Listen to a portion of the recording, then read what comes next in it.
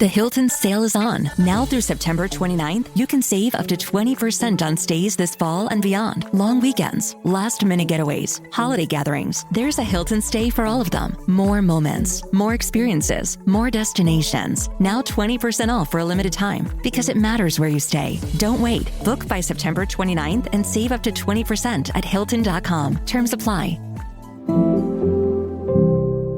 Hilton for the stay.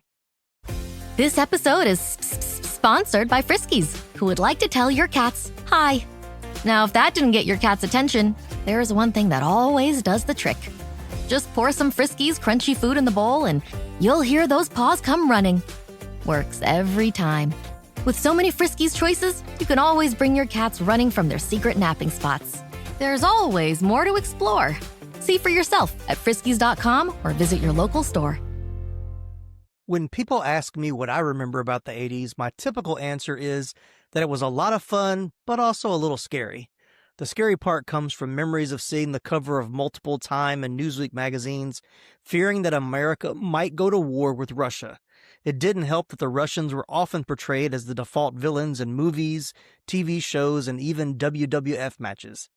Then there was this 80s flick. A group of high school students calling themselves Wolverines retreat into the wilderness after Soviet paratroopers descend on their small Colorado town. The Wolverines managed to launch an armed insurgency against the communist invaders while also dealing with their own personal trauma, fears, and the end of their adolescence. Featuring a talented young cast before they became stars, it remains a nostalgic classic for 80 kids just like us. So jump in the back of Jed's pickup truck, count your remaining RPGs, and head to the mountains as Chris Adams and I discuss Red Dawn from 1984 on this episode of the 80s Flick Flashback Podcast.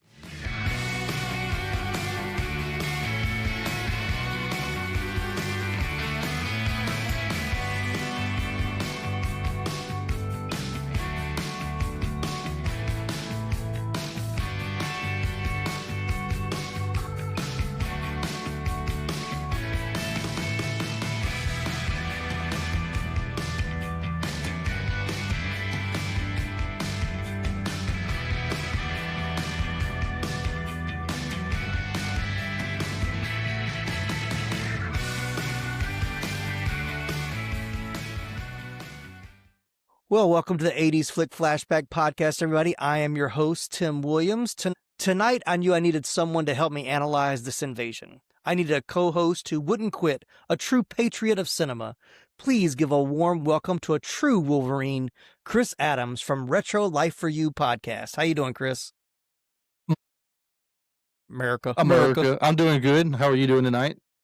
I'm good, man. I'm excited to talk about Red Dawn. This is one that I have wanted to cover probably since the podcast started, and I don't know why I kept putting it off, but I'm so glad that I'm doing it, and I'm glad I'm doing it now, and I really enjoyed rewatching it. I've rewatched a lot, but I think watching it, I watched it a lot just to watch it, but today watching it again for the podcast, I really wanted to kind of take it all in, and I kind of saw it on some different levels than maybe I didn't see it before. So we'll definitely get into that. But let's jump right in. When did you see Red Dawn for the first time? Was this a theater or a rental or cable TV? I want to say this was a rental. Mm-hmm. I do believe it was a rental. I remember seeing it advertised, but didn't make it to the theater to watch it. It was definitely a rental. Yeah. Yeah, I didn't see this one in the theater either. I think this was definitely one that we waited and saw on video.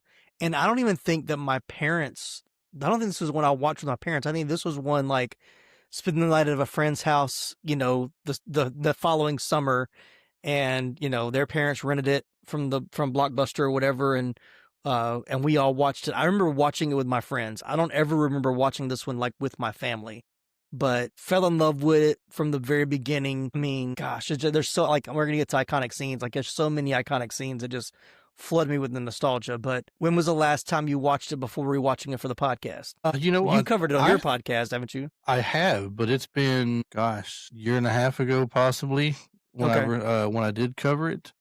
But I've watched it even after that. I think I did a double feature. I watched the original, and then I watched the reimagined version. we'll say. Yeah, yeah. Now that was I did watch the remake in theaters. I saw it late when it came out in theaters. I actually liked it when I saw it in the theater, even though it was very different from the original. I mean, there's certain parts that are the same, but it's a very different movie than this. Yeah, I mean, you have to kind of pay some homage to the original, but you got to make it your own as well, though. Yeah, yeah. So, but I bought the digital 2-pack where I have the original and the remake together, but then I just recently bought the Blu-ray of the original. So that's what I watch. That's what I used to watch it for the podcast. But I've seen it. I know I've seen it in the last 5 years, but I've probably watched it 3 or 4 times in the last probably 10 to 15 years. Like it's one that I'll throw in, maybe not every year, but like I want to watch it every like other year, every couple of years. So if I see it on TV going through channels, I always stop. Yeah. I'm not going to go past it. Yeah. And I have noticed it more on like AMC or like some of the like the basic cable channels with the commercials. I've seen it on there quite a lot more frequently the last probably 2 or 3 years, probably because of I know when the Ukraine invasion happened, it really became very popular again. So I know I watched it again then. Yeah. When it came out, when that was going down. So. But yeah, let's jump into story origin and pre-production. All of this I learned this time watching it, which is weird because typically when I watch a movie, I will go into IMDb and read the trivia, which, trivia and pre-production are not always the same, but a lot of this I didn't know. So I thought this was pretty interesting. So it began with a script called 10 Soldiers, written by Kevin Reynolds. You may recognize that name because he became a very popular director with Kevin Costner. He directed Robin Hood, Prince of Thieves, which is one of my favorites. So The vision was a modest, taut, anti-war film, a sort of Lord of the Flies set against the backdrop of a guerrilla conflict. It was championed by producer Barry Beckerman and MGM executive Peter Bart, who saw its potential as a small, thought-provoking picture. But in the halls of MGM, a different idea was taking shape. The studio chiefs saw something else. Instead of a poignant little anti-war movie, why not make a teen Rambo? Their man for the job, John Milius, the screenwriter of Apocalypse Now. Milius was a filmmaker famously rejected from military service in Vietnam due to his asthma, an event he said caused him to, quote-unquote, be obsessed with war ever since. He was actually the inspiration for John Goodman's character in The Big Lebowski and was known to carry a loaded pistol on set. To reshape the script, Milius found an unlikely collaborator, General Alexander Haig, a former Nixon chief of staff and a member of MGM's board. Together at a conservative think tank, they devised a chilling backstory for the invasion, drawing on Cold War anxieties, the collapse of NATO, and even Hitler's proposed plans to invade the U.S. The story transformed. The conflict shifted from the teens versus each other to the teens versus their oppressors. The once $6 million art film saw its budget nearly triple. Milius, however, saw it differently, later claiming it was, quote-unquote, an anti-war movie in the sense that if both sides could see this, maybe it wouldn't have to happen. With the studio rushing for a summer release, Milius had little time to prepare, but for the cast preparation was non-negotiable. The young actors were put through an intensive 8-week military training course run by the legendary advisor Captain Dale Dye, the same man who would later forge the cast of Platoon in Saving Private Ryan. For one actor, Charlie Sheen, it was an introduction he would see again just 2 years later in the jungles of Platoon. So, of course, we talked about Dale Dye and Charlie Sheen in Platoon, which is kind of wild, knowing that I watched Platoon a couple of years, like maybe a year and a half ago, and then watching it now and knowing like there really was only like 2 years difference between these two movies, but he's playing such a different type of character. So, yeah, which I think is pretty cool. So how much of that did you know before going into this? I knew about the movie, the original title and everything. I remember that 10 from Soldiers, I remember that from covering it before. The only other thing, everything else you mentioned, I don't really recall reading about that. So that's cool information to know. Mm-hmm. Yeah, and then it's funny because when I saw Milius's name, I was like, I know that sounds familiar, but he directed Conan the Barbarian, which we just covered, earlier this year. So that kind of helped me, like watching the movie. I could see some definite director similarities there. So it was kind of cool knowing that he was the one that directed it and co-wrote it too. I didn't realize he had co-written Apocalypse Now, but And it's funny because I did watch one of the behind the scenes things on the Blu-ray where it interviews him, Charlie Sheen, Patrick Swayze, Leah Thompson, Powers Booth, I think, and C. Thomas Howell. So it was cool kind of hearing it from his own words about how much he really wanted to make the movie. And, he was like, I have very leftist ideals, but I'm also very conservative in some areas. I'm kind of a contradiction in terms, which I think was kind of good because, I saw a lot of articles where like they feel like it's a very much, right wing, not propaganda film, but very right wing, guns, patriotism, all that kind of stuff that's like in a kind of the Reagan era, which it was, but it also does have like some very even keel, like giving us the Cuban leader, like his contradiction or his conflict of emotional conflict of like, he's been there for a while, then starting to realize, are they really making a difference? Is this something he wants to continue? Which I think even as a kid, not really understanding a lot of the politics of it, just, like I said, like a kid, just excited to see other teenagers or, kids that are older than me at that point, but teenagers, having to fight for their country and avenging their parents' death and all that kind of stuff. But I remember that scene at the end with the Cuban guy writing the letter, and remember that being like, oh wow, like it's not a villain that I'm used to where it's just like the mustache twirling villain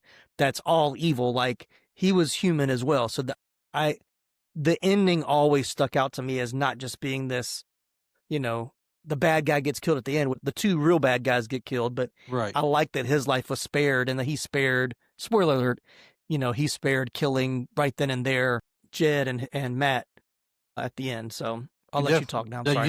You definitely see his human side for sure.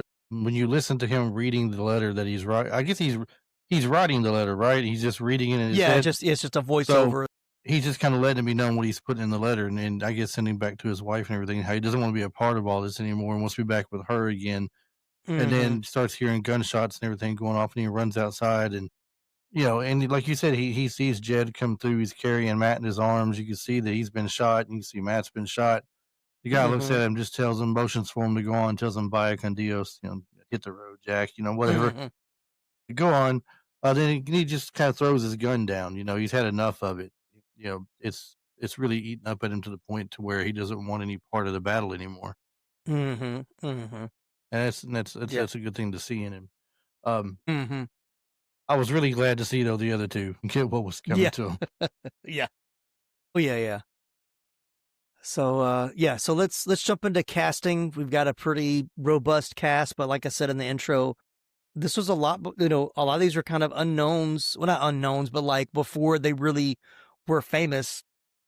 I mean, at the time, hit their fame. Yeah. Yeah, at the time they may have had one or two under their belt at the most. Yeah, exactly. Like I think the only one, like at that time, the only one I was probably aware of was C. Thomas Howell because I'd seen The Outsiders.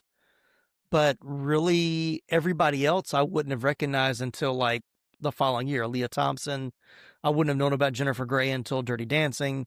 Kind of the same with Patrick Swayze.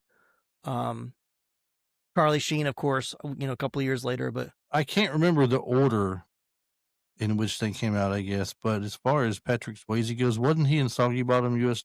I don't know. Like that's a movie that I saw as a kid, but I don't know. You're thinking of Grandview USA, right? Yes, Grandview USA. That's when I started skating. Started to correct myself.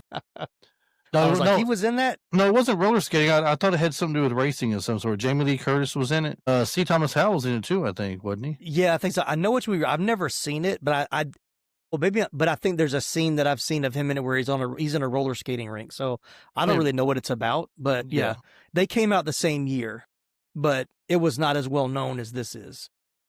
So. Well, I know. I almost said Youngblood. That's Rob Lowe. Yeah. Well, Patrick Swayze's in that too. Okay, well there we go. Yeah, so Youngblood was Youngblood. I think that was 85 though. I think that was the year after that. So. That was my next question. Was it before or after? Because I wasn't sure of the timeline. Yeah, gotcha. So, all right, we're talking about Patrick Swayze. Let's start with him for cast.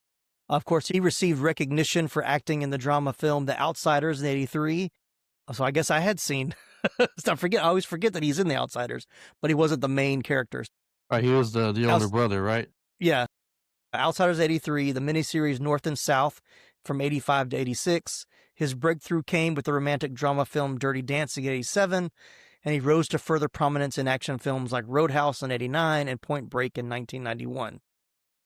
Emilio Estevez was actually originally cast as Jed, but had to drop out due to other filming commitments.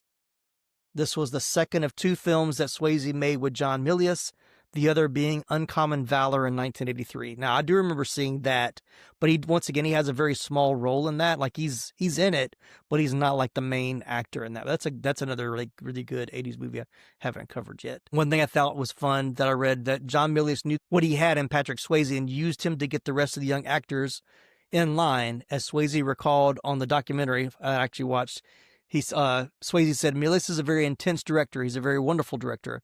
I love the man, but we had to call him the general. And he called me and he says, Swayze, you're my lieutenant of the art.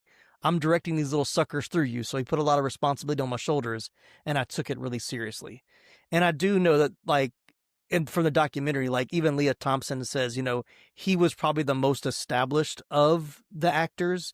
And so they did kind of lean on him and kind of, look to him for a lot of support and direction. But I think Swayze's recollection of it was it didn't make him very popular or well liked a lot of the time, because he was kind of giving all the notes instead of the director. So Right.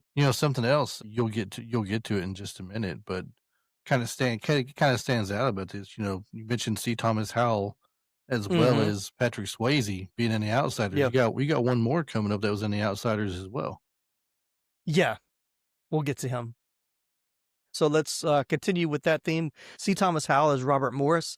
After making his film debut with a supporting role in E.T. the Extraterrestrial in 82, he had his breakout role with Ponyboy Curtis in the coming-of-age film The Outsiders in 83. Following his breakout, he had starring roles in Tank in 84, which I know you covered on your podcast. Love that movie. Grandview USA, like you mentioned before. 84, 84, same year. Secret Admirer in 85, The Hitcher in 86.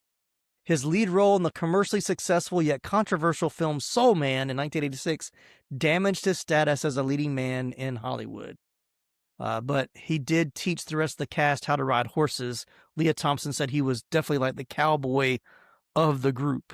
So he has a movie he did later on. This is not in your wheelhouse. I believe you just do 80s, right?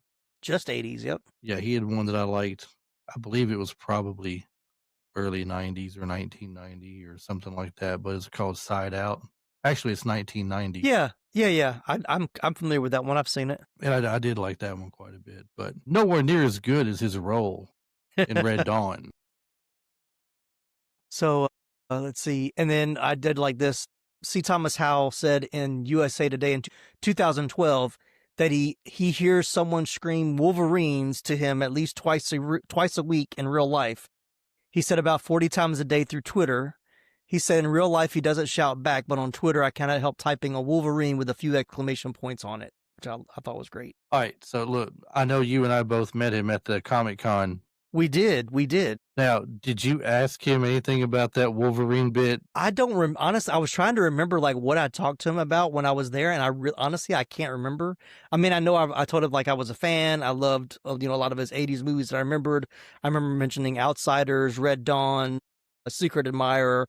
I really didn't get to talk to him for very long. Not as long as I kind of wanted to, but he was very a great guy. It was a good cool encounter. So no doubt, I wanted to ask him about the Wolverine thing, and I thought better of it. I thought he's probably heard it a million times and does not want to hear one more time anybody say Wolverine to him. So instead, I asked him. I said, "Did you see the remake by any chance?"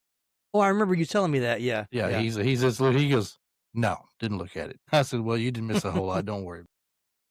I want to be cool about it at least. I mean. I did like it. I won't lie, but I mean, it's wasn't as good as the originals. No. I did think this was cool. I loved his Star Wars cap that he wears early in the movie, and I always wanted one like it. But that was actually John Milius's idea as a nod to his friend George Lucas. So I thought that was pretty cool. That little homage there.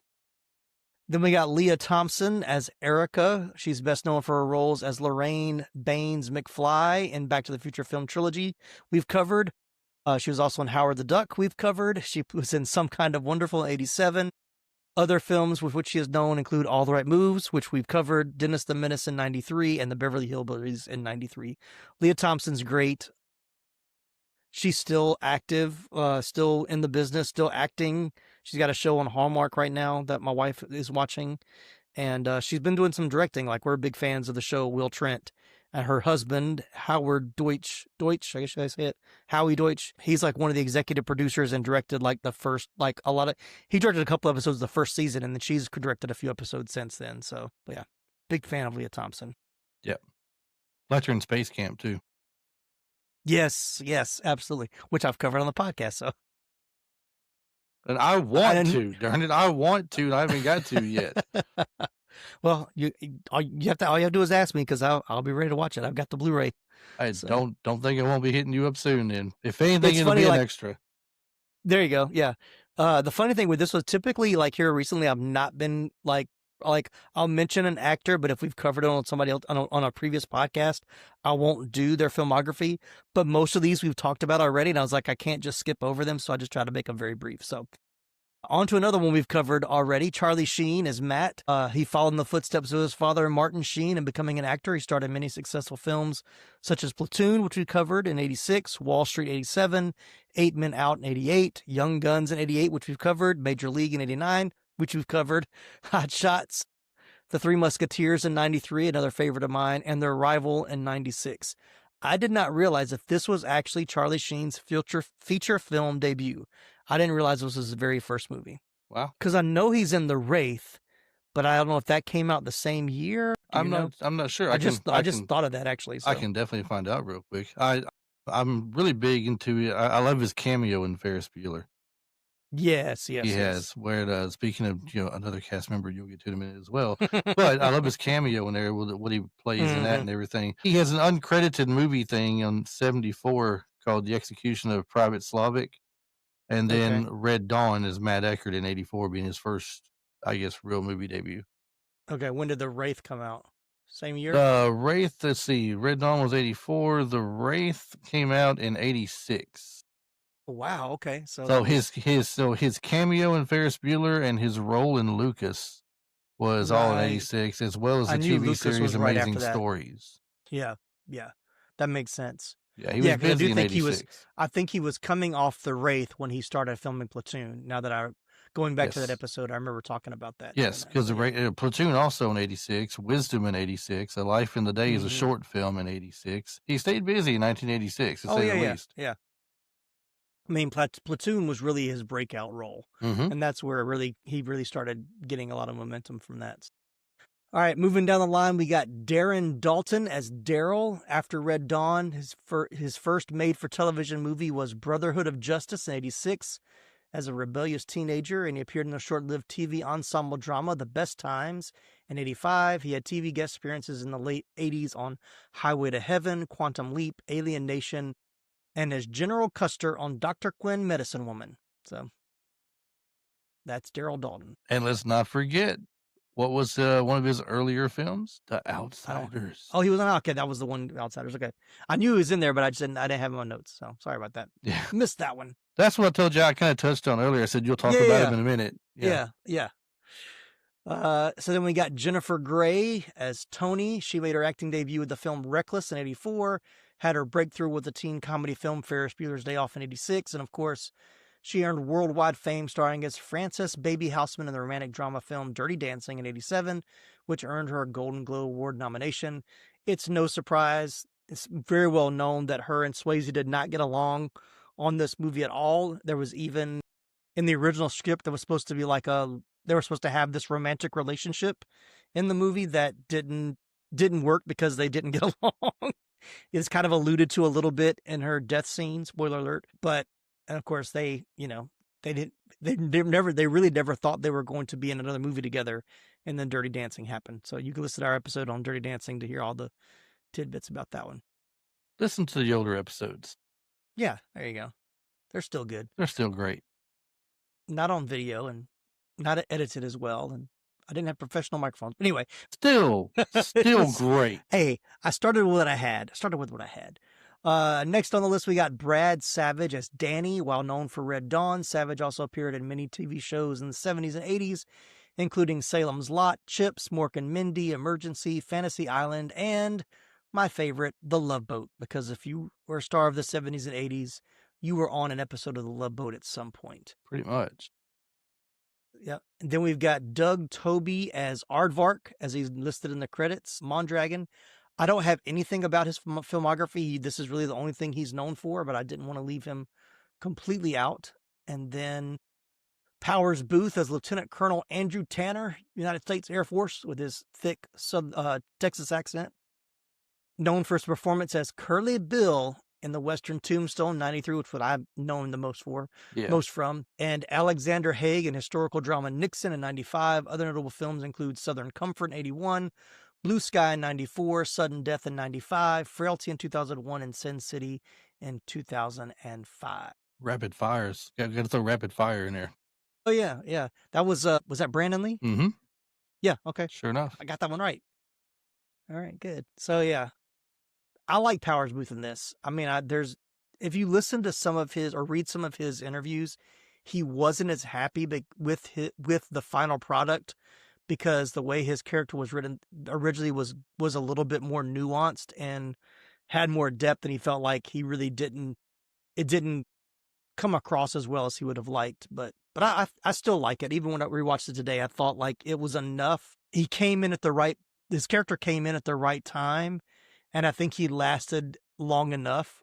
I wish there was a few more scenes of him kind of teaching them some things, which I think is where the movie, we're kind of don't want to get into it too much, but where the movie kind of falters and why it's not what we would consider a great movie storytelling wise is there's a lot of things in the battles that just don't make sense. Like, I don't know where they keep getting their weapons from because you never see them like raiding anywhere or like, where they're getting ammunition, any of that kind of stuff. So there's a few holes in this movie that they don't really explain. You just got to make up your own, your own thing about it. Like them walking into town under no pressure.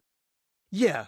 Stash their weapons and walk straight into town like nothing's ever happened. They don't have, you're telling me they don't have people at the perimeter of the towns watching for things? Yeah. They're supposedly being looked for, right? But the soldier in the drugstore on the second story looking down at him doesn't see, and they look right at him. Right. I mean, it's not that big. Yeah, it's not that big of a town, and I'm sure they've looked at everybody in the town. So when you see 3 new faces obviously show up, that's going to raise some red flags. And then outside the re-education camp, when they're talking to the father through the fence. There's no guards walking along the fence. No perimeter. How do they get on? Yeah. I mean, so you got to make up your own decisions of what's going on and what's not to some of these things. But I mean, it's a movie. Yeah. It's still great. I still loved it. Now, are you going to mention anybody else actor wise? Yes. Okay. Yes, I've got a few more here. All right. So we got Harry Dean Stanton, which is really a cameo more than less. I was hoping you'd bring him up because I had no idea that was him. Oh, really? Yes, I did not know that. Yeah. His career spanned more than 6 decades. He played supporting roles in films including Cool Hand Luke in 1967, Kelly's Heroes in 1970, Dillinger in 1973, The Godfather Part 2 in 1974, of course, Alien in 1979. Escape from New York in 81, Christine 83, Repo Man 84, One Magic Christmas 85, Pretty in Pink 86. I can go on and on and on. He's in a ton of movies. Just trust me on that. I've still got a huge list behind that. But I'm looking at his picture, and the first thing that comes to mind when I see his picture is Fire Down Below and The Green Mile. Yeah, The Green Mile is one of my favorites that he's in for sure. Walking the Mile. Yep. But Fire Down Below, though, he's playing the little town. Well, he's not the town drunk or anything, but I mean, he's the one that gossips, I guess, or something. He's paying attention to everything going on and telling and stuff. But yeah, I didn't know that was him as Tom Eckert, though. It never clicked with me. Yeah. Once again, he's just in that one scene. It's very much like a cameo scene that he's there. So Ron O'Neal as Colonel Ernesto Bella, the Cuban Revolutionary Army. He's best known as Superfly from the 70s blaxploitation movies, but I thought he was great in this. William Smith is Colonel the Colonel. Krolnikov. There you go, Stronnikov. He had prominent roles in films like Any Which Way You Can in 80, Conan the Barbarian 82, and Rumblefish in 83. Vladik Shaybal as General Bratchenko, the Soviet army. I don't have anything on him at all, but he definitely looked like a Russian general that you would expect to see in one of these movies. I had to mention Frank McRae as Mr. Teasdale. He's the teacher at the beginning that gets like the first casualty of the movie. He was a defensive tackle for the Chicago Bears in the 1967 NFL season. Among his acting roles are bank robber Reed Youngblood in Dillinger in 73, we mentioned with Harry Dean Stanton. He was the shouting police captain in 48 Hours in 82, a role he later parodied in Last Action Hero in 93 and Loaded Weapon 1 in 93 as well. He was James Bond's friend Sharky in License to Kill in 89.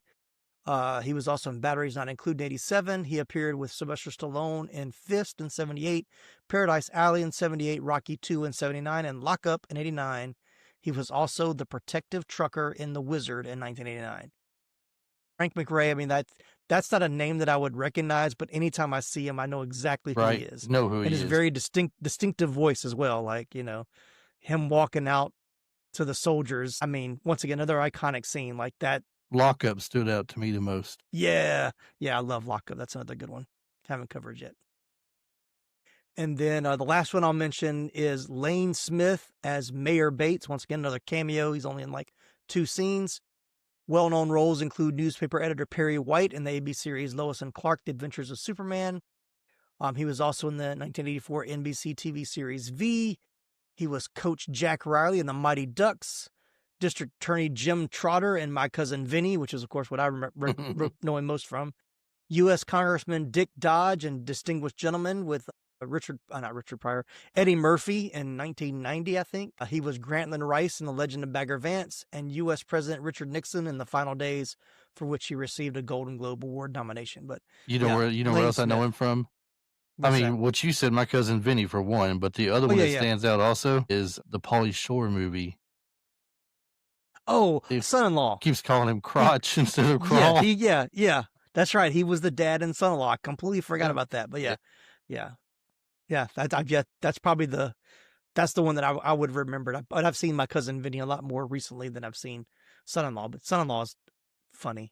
Right. You know, Pauly Shore is, you know, he's kind of like he was the Adam Sandler of his time. You know what you're going to get. He plays the same character every time, but I've rewatched Son-in-Law in the last probably 2 years, and it still has some funny scenes in it. It's still a good. I think it's a good movie. But yeah, forgot that he was the dad in that.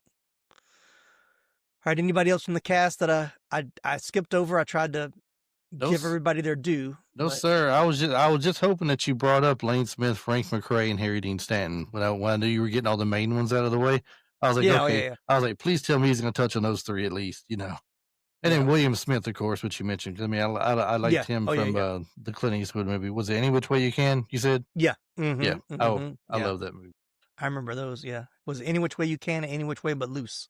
It's Any Which Way You Can, Every Which Way But Loose. There it is, yeah. That was and then he had a couple of some of our favorite TV shows from the 80s. He was a guest on, like MacGyver and the A-Team and so on and so like. So yeah. I will say, like, because I think on the extra feature scene on the Blu-ray, he was actually a Russian linguist, or he was very fluent in Russian, and so he was actually he was also like an advisor for the Russian speaking roles. But the Milius was saying like he really enjoyed the scene where he speaks the whole scene in Russian. Which, going back, I forgot how much subtitles were in this movie. Right. Just watching it today, which once again I think was a bold choice before, because I mean, even today, a lot of times it's like they're not. I mean, I think it's becoming more popular today to put subtitles because people are more used to it now.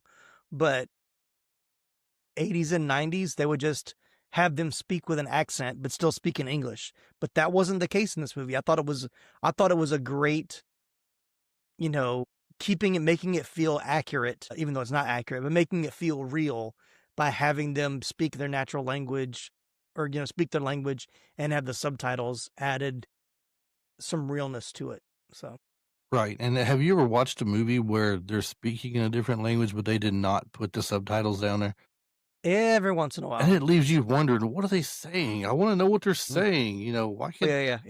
Yeah. I think it was this one. I don't have this on my notes, but I think I read somewhere that the early prints of this didn't have the subtitles, and one of Milius's director friends was like, "That was so bold of you to do the scenes without subtitles," and he was like, "I didn't.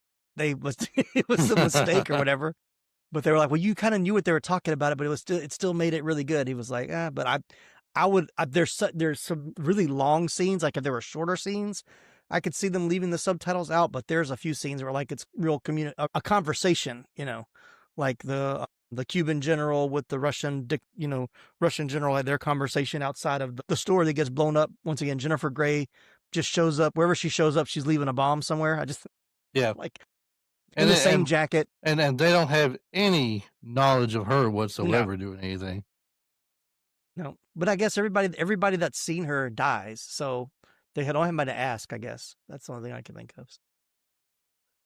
Well, let's see. Because this is an ensemble, do you have a favorite character of in the cast? Of the Wolverines, I kind of like C. Thomas Howell's character because he starts off to the point he's just your normal everyday teenager. I don't want to say he's timid or anything like that, but he's not. No. But he's definitely not violent, and he does not have a military, fueled mind or anything going on. Right. And then after he finds out, spoiler alert, I guess, that his father got killed for what he did for him and everything. It's like he changes. It's like it just flips a switch in him. And he's just more, just G.I. Joe, all of a sudden. And he's got that iconic scene where from the top of the ridge, he yells out Wolverines and throws the gun up in the air, after they had saved some people and stuff, which I always felt they cut that scene too short. Because, it's like this feel good, and that music, that music that's playing behind it gives you that little chill kind of feel. And all of a sudden it stops and goes to something completely different. Yeah. I'm like, I always thought that was a mistake. Like, I did see that in some of the reviews felt the editing was not that great. It was kind of choppy in some scenes. You got to let that simmer a minute, for just a little longer, at least than what it was. It just really changed too quickly. But I think I think his character kind of stands out to me the most. Mint is still $15 a month for premium wireless, and if you haven't made the switch yet, here are 15 reasons why you should. 1, it's $15 a month. 2, seriously, it's $15 a month. 3, no big contracts. 4, I use it. 5, my mom uses it. Are you playing me off? That's what's happening, right? Okay, give it a try at mintmobile.com/switch. Upfront payment of $45 for 3-month plan, $15 per month equivalent required. New customer offer first 3 months only. Then full price plan options available. Taxes and fees extra. See mintmobile.com. Does it ever feel like you're a marketing professional just speaking into the void? But with LinkedIn ads, you can know you're reaching the right decision makers, a network of 130 million of them, in fact. You can even target buyers by job title, industry, company, seniority, skills, and did I say job title? See how you can avoid the void and reach the right buyers with LinkedIn ads. Spend $250 on your first campaign and get a free $250 credit for the next one. Get started at linkedin.com/campaign. Terms and conditions apply. Yeah, I remember as a kid, like it's a very definite change of character. But I remember as a kid thinking that was from him drinking the deer's blood after they're in the hunting scene. And it wasn't until I was older that I realized it really doesn't happen until after he realizes his father died.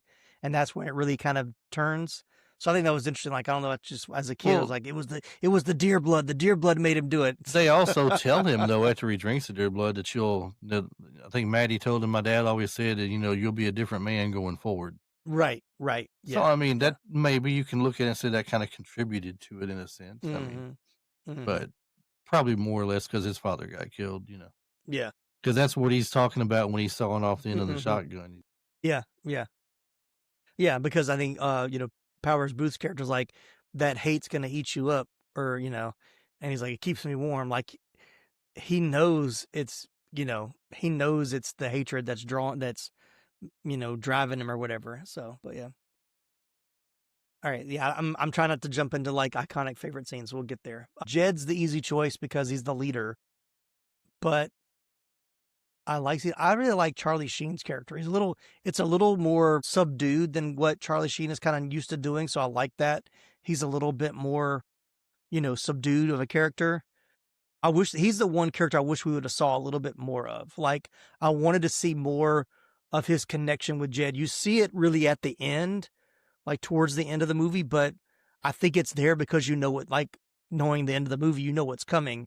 But I would have liked to have seen that a little bit more established earlier in the movie. But yeah, C. Thomas Howell definitely has the most striking change of character, or you see it a little bit in Jed too, because the whole, Jed being like the strong leader at the beginning, and he's trying to, keep, hold, the scene where it's like, hold the tears back, don't let him see you cry, turn it into something else or whatever. And then you get later where he's sitting by himself crying, looking at the picture of his family. And it's like, that's supposed to show that it's started to take its toll on him, and that he gets to the point where he doesn't want to fight anymore. Like he's ready to just, Right. if I can save who's left and give them a chance to escape, then it's been worth it. And so, Yeah, I think the others had already kind of chimed in with that same thought before that even got there, because Maddie's telling that some of the others don't feel like they want to do this anymore. They've kind of lost the stomach for it. Yeah. So, yeah, good stuff. All right, well, let's jump into iconic scene. If somebody says Red Dawn, what's the first thing that pops in your head? C. Thomas Howell with his gun in the air yelling Wolverine. That's the one thing that stands out the most. Was that C. Thomas Howell in that scene? I thought it was one of the other kids. Are you sure? Mm-hmm. Just watched it today. I did too, but I thought it was one of the kids. All right. No, it's him. He's the one that he's the one that always takes the bandana, pulls it up over his face. Yeah. The rest of them don't really do that as much. I mean, right. But he was up there. It's definitely him. Okay. So for me, it's like trying to pick one is tough. There's several that stand out for sure. Yeah. The opening with the paratroopers, kind of falling in on the town. The Mr. Teasdale going out and getting shot was, pretty big. The one scene I think the other one that I think of with somebody says Red Dawn, it's the scene where Jennifer Grey she rides the bike at the gas station. I was just thinking and the tank guys are trying to, hit on or whatever. Like, just take the basket or whatever. And so the basket, of course, has a bomb in it. It goes off, and then she starts running in the open field. And as she runs by, they're chasing after her, and then popping out of the ground are the the guys, and they start shooting. And so, like, I remember seeing that as a kid, like, oh my gosh, that is so cool, and popping up. And of course, we all had the idea we were going to go find us a field and dig holes, and we gave up. We couldn't dig a hole. We were weak little 12-year-olds. But we didn't have the patience for it anyway. Right. That's a deep hole to dig and make perfectly square that way, where you can get in there comfortably, then pop up out of it. Yeah, it doesn't work like that. And then, not to mention, if we did, we'd be made to fill it right back in when we're done playing, and it wasn't worth the effort. All right, so what about favorite scenes or scenes that had great impact? Because I'm going to change that a little bit on this one. So I do have like some favorite scenes, but there's scenes that impacted me. Like I like, even watching it again, I was like, ooh, I remember how this made me feel when I saw it the first time. Definitely a great impact is when Daryl turned on him. He's got the bug where he snuck into town because Jed said he couldn't, and his dad turned him in, and they made him swallow the bug to where he could track him down where everybody was, giving everybody up. And then, Jed deciding that that's it for both of them. He lines two of them up, and he wants everyone to pick up their guns. And Maddie's like, no, we're not doing it. What makes us different from them and everything. And he turns around and says, because we live here. And he turns around and he shoots the Russian guy. Right. But he can't pull the trigger on Daryl. And then C. Thomas Howell's kid just walks up there and lifts up the gun and pop, pop, pop. Yeah, with no emotion, just zero emotion whatsoever. Yeah. He's just still he's just cold hearted at this point. And then you see Daryl come up to him and grab him, kind of pull his face mask halfway down as he slides down and blood's all over his white. That's just really stood out to me and everything. Yep, that's exactly the scene I was thinking of about the impact. And on the behind the scenes thing, C. Thomas Howell talks about that scene, and that like that was Milius's note for him. Like he told him, he's like, I don't want you to show any emotion. He was like, Jed is going to be the one that's going to be conflicted. I don't want to see any conflict in you. I just want you to like, when you can tell that Jed's not going to do it, you just go right up and just take him out, jump on your horse and ride off. And he just thought that was like such a, it made such for a powerful scene. And he's like, how it turned out was just, turned out so well. And then, which I thought was interesting, he said, then the guy that played Daryl, he said, he had to, like, when they ride off, Daryl's still, like, the actor that's playing Daryl, still laying there on the cold ground. He said it was like 20 below zero that day when they were filming. So it was already like super cold, but he had to just lay there while they got the shot of them riding off. And he said, he told him later, he was like, man, he said it became a surreal moment. I had this moment laying there, like, what if this wasn't a movie? What if this was real? What if I just got shot and was just going to lay on this hill until somebody found me? And like, I'm just going to die right here in the snow. And C. Thomas Howell was like, he's like, we all knew that it was a movie and that it wasn't real, but there were definitely certain surreal moments. Like, what if this did really happen? Like, how accurate would this be? Or how would I really react in these situations? So, which I think is what made the movie stand out then and what still makes it stand out now. The part where they lined everybody up for execution too, when they were on the tanks. Yeah. That was a pretty impactful scene as well. They're sitting there, they've dug their own graves practically. They're lining them up, and then they start singing, what was it, America the Beautiful or something? Or yeah. Oh, yeah. Beautiful for spacious skies, yeah. Yeah, and then they just started unloading on them, and then you see them do the next line of people too, and then they're showing close-ups, and I would have swore, and it could have been him filling an extra spot in the role too there, but I would have swore as they're going down the line, I saw the man that gave up his 2 granddaughters to Jed and Matt to take with them. I could have swore it looked just like him in the line of people. So, because don't they meet up with him later? They do. That's what they do. Yeah. It's like around Christmas time or something, I think. Yeah. But that's why I said it looked just like him, unless he was doing some kind of double duty for him or something, and thinking maybe the camera's going by so quick nobody will pay attention and notice. And then you see, Jed and Matt's dad is out there. That's the one that I recognized. Just staring straight ahead, just waiting because he knows what's coming, and takes a moment, I think, to spit on the ground in front of him, probably, but I think that was all he did. Yeah, that was kind of an impactful scene as well. And then that led to the big, at the camp where he's telling them to turn it into something else, change it, a lot of emotion going on there for what they just witnessed and found out and everything. So it's got some strong scenes in it. Yeah, that scene I was watching on the behind the scenes thing, Charlie Sheen was telling the story about, this was being his first movie, and even Powers Booth said, like, Charlie Sheen would come up to him a lot, be like, hey man, am I doing okay? Am I good in this? And he's like, yeah, man, you're going to be fine. You're going to be good. And so he was saying he had, like, after that scene where he sees the parents get shot down, and then there's a scene, he had like a long monologue scene, like telling everybody back at the camp what happened. And he's like, I felt like I really nailed it. And like, that was the only time I felt like I really gave the performance that I was made to do. It wasn't. He said, and then they went to the premiere and it wasn't there. And he looked at his dad, his dad, Martin Sheen, was like, why did they cut it? Like, why did they cut that? He was like, well, son, sometimes in a movie, you don't have to tell the audience what they just saw.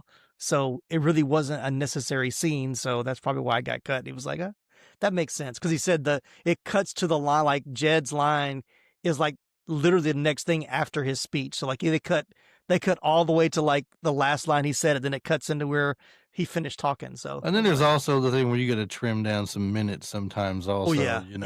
Yeah. Got to keep the pace. Keep the pace.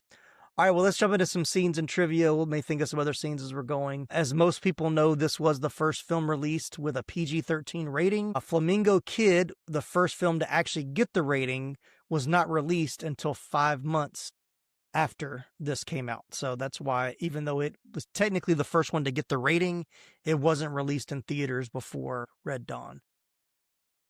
The National Coalition on Television Violence deemed Red Dawn, quote unquote, the most violent movie ever made. They said it contained 134 acts of violence an hour, and they gave it the rating of X. They said This summer, they said this summer's releases are the most violent in the history of the industry, averaging 28.5 violent acts an hour. But they also gave an X rating to Gremlins and Indiana Jones: The Temple of Doom, which were the two movies that basically helped create the PG-13 rating. I will say, like, watching it again, for the violent content, it does lean a little bit on the R side, but it's really not as bloody as I thought it would be. Like, you see some, but it's not over the top. And of course, the way movies are made today, I mean, we're totally desensitized to it at this point as, 50-year-old guys. But even going back and watching it, I can see how it caused a stir for parents that their 13-year-old kids are seeing people getting blown up or, So Yeah. like in Raiders of the Lost Ark, we can watch people's faces and bodies melting away into nothing. yeah. But Not a problem. with Red that's fake. Dawn, we can't see some gunshots happening and somebody getting killed. And Right. Well, that was a thing back then. We knew that was a melted head. Like, we knew that wasn't somebody's real face. So, but yeah. Anyway, let's see. I do have a favorite trivia from it. Go for it. Yeah. Because if it was to happen today, that person would have probably got shot in the tree he was hanging from. But 5 of the 36 paratroopers in the beginning of the film got blown as much as a mile off course during the filming, and one got stuck in a tree and had to convince locals he was not really an enemy soldier dropping in on them. And I did don't have that one on here. I don't know if I remember or not that they actually, had guns on him or not. But I mean, it took a lot of convincing to make them believe that he was not a bad person. They're filming a movie and he got blown off course. That was to happen today with, some of the, gun happy people that we do have. If you're in a area where it's not, very populated, we'll say, and people are very protective of their land and they, what they got there. And you come floating down looking like a Russian soldier. A lot of people probably shoot first and ask questions later. Yeah, I did read, like, when they had the Russian tanks roll into town, like the FBI, they did say the FBI showed up and was like, want to know where the tanks came from, and before they realized it was for a movie. So the other thing I thought was cool was, like, this is one of the rare movies where all of the explosions were real. Like, none of it was with miniatures. None of it was like, and of course it was all practical effects back then, but like, they really blew stuff up. Like, there was nothing that was a model that they used instead. So I thought that was pretty interesting. So the upbeat epilogue showing partisan rock with the voiceover explaining that America eventually won the war was added at the studio's insistence. John Milius, for his part, viewed the ending as darkly ironic, suggesting that the character's struggles were ultimately reduced to a lonely monument, which I did. Yeah, I kind of get that a little bit. Is this kind of like it feels kind of throwaway a little bit, like it's not like that's all they got. But yeah, once again, if it was thrown at the last minute, they didn't have enough time to make it something a little bit more formal. So. Do you see that the plot of a Soviet and Cuban invasion from Mexico was based on a CIA and War College study of USA weaknesses at the time? Yep. So there were a few deleted scenes and some that you actually see in the trailer. On the original trailer and on the Laserdisc release includes a scene in which a tank rolls up to a McDonald's where enemy soldiers are eating.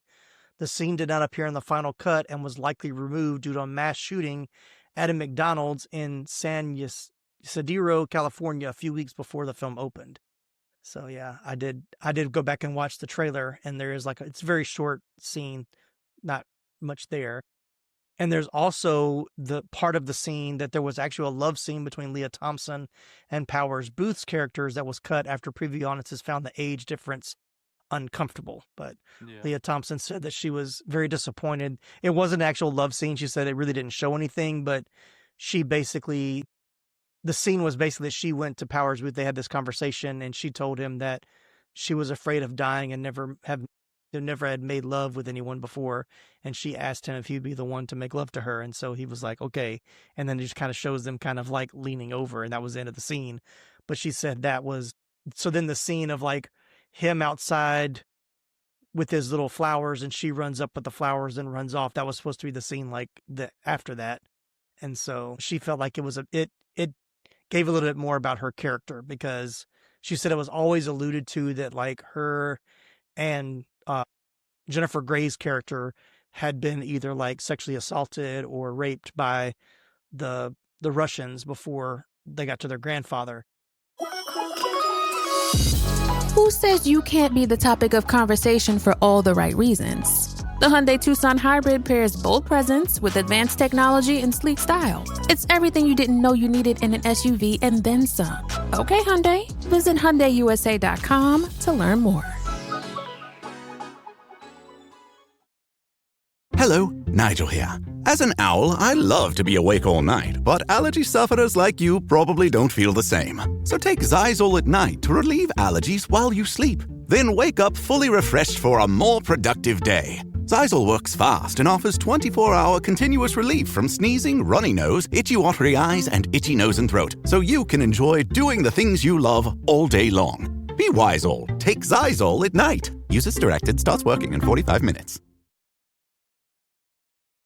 Yeah, he did mention that when he was dropping them off with Jed. He said that they tried to have their way with him. Yeah. So yeah, did you know Red Dawn was the code name for the military operation that captured Saddam Hussein?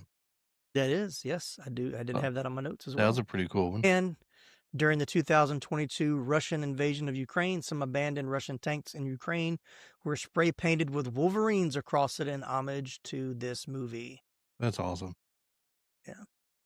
All right, well, let's jump into box office and critical reception and start wrapping this puppy up. Red Dawn was released in the United States on August 10th, 1984, and took the #1 spot at the box office its opening weekend behind holdovers Ghostbusters, Purple Rain, and Revenge of the Nerds in slot 2, 3, and 4, respectively. It beat out 2 other new releases for the week, Cloak and Dagger, which debuted at number 7, and The Adventures of Buckaroo Banzai at number 16. It remained in the top 10 for 6 weeks and became the 20th highest-grossing film of 1984. So it did well. All right, it's time to take a look at how well this 80s flick holds up today. Rewatchability Nostalgia Meter is our way of measuring how enjoyable a movie is for repeat viewings along with the waves of nostalgia it brings. Here's how it works.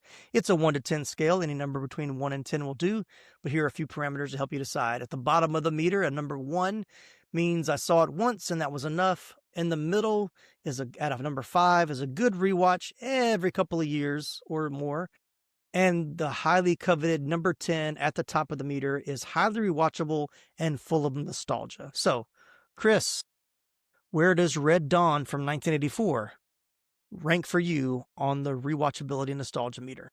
I still love the action to it, but for the simple fact that there was some quick edits that I felt should have gone a little bit longer, and the plot holes that we had to wonder about and make up our own minds, it drives my score down a little bit. I'm gonna give it like a 7.5. Okay, that's actually lower than I thought it was going to be. For me, I'm going to give it a solid 8. I think it's very high on nostalgia for me, so that really pushes it up there. But because it's not one that I watch every year, or maybe every other year, I can't, bump it up too high. But it is one that I do like to watch, like, every couple of years, like maybe every 2 or 3 years, maybe every 3 or 4 years.